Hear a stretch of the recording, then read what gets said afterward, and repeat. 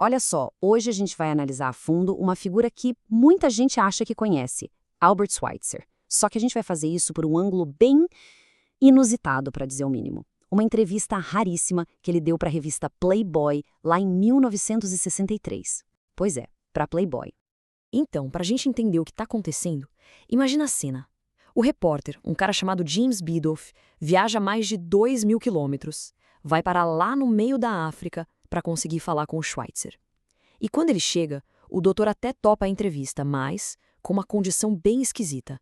Nada de gravador e, o mais importante, nada de fazer anotações na frente dele. E aí a solução do repórter foi uma coisa de filme, né? Ele tinha que literalmente sair correndo do lado do Schweitzer enquanto ele fazia as rondas, soltava umas perguntas no meio da corrida, aí corria para trás de uma cabana, anotava tudo que lembrava como um louco e voltava para mais uma leva de perguntas. Quer dizer, só por aí a gente já percebe que o Schweitzer não era uma pessoa, digamos, convencional. Bom, vamos entrar de cabeça nisso então. Porque essa entrevista acaba revelando um homem que é, nossa, muito mais complexo do que aquele rótulo que a gente conhece de médico da selva. A gente vai ver os dois lados do Schweitzer, o ícone e a figura pública, e o homem por trás disso que era, sim, bem controverso. E para a gente ter uma ideia do tamanho da lenda que ele era, vamos começar com um número. Só um. Um número que já diz quase tudo sobre a mente desse cara. 4. É isso mesmo. O cara não tinha um, mas 4 doutorados. Pensa só, ele era uma autoridade mundial em Bach, virou reitor de faculdade de teologia com menos de 30 anos, era filósofo e, claro, médico. É o tipo de currículo que nem parece de verdade, né? Mas aí é que a história fica interessante, porque existe um contraste absurdo aqui.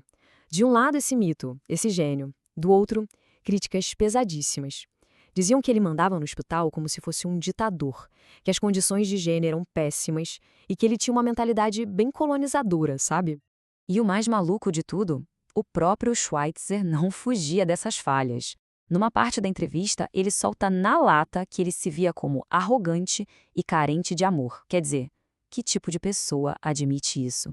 Essa honestidade brutal só deixa ele ainda mais complexo. Tá, mas então, o que guiava esse homem tão contraditório? Vamos dar uma olhada no centro da filosofia dele, a ideia que norteou a vida toda do Schweitzer. Essa ideia é a reverência pela vida. E o conceito é, na verdade, bem simples. Toda forma de vida é sagrada. Ponto. A gente precisa ter um respeito profundo por tudo que vive e entender que a nossa vida está conectada com a de todos os outros seres vivos, dos maiores aos menores. Ok, bonito na teoria, né? Mas e na prática? O que acontece quando uma vida precisa ser sacrificada para salvar outra? Para o médico, essa não é uma pergunta teórica, é o dia a dia. E a resposta dele para isso é brilhante, de tão pragmática. Ele diz assim: um homem tem vida, mas o micróbio também, e às vezes é necessário matar esse micróbio para salvar o homem, e isso envolve uma decisão. Ou seja, ele sabia que a vida real exige escolhas difíceis. O importante para ele era fazer essa escolha de forma consciente, sabendo o peso da decisão. Beleza. E essa filosofia toda, como ela se traduzia na visão que ele tinha do mundo, da política, das coisas? Bom, pode ter certeza de que ele não era de ficar em cima do muro. Ele tinha opiniões bem diretas sobre tudo.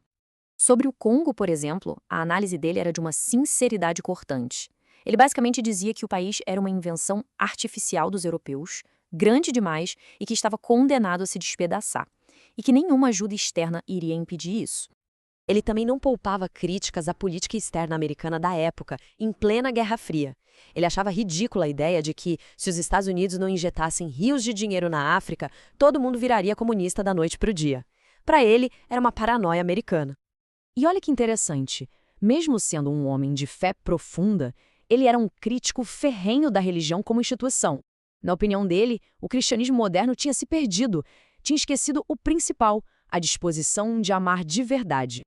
Mas talvez a melhor sacada dele sobre a natureza dos conflitos venha de uma cena super simples, do dia a dia.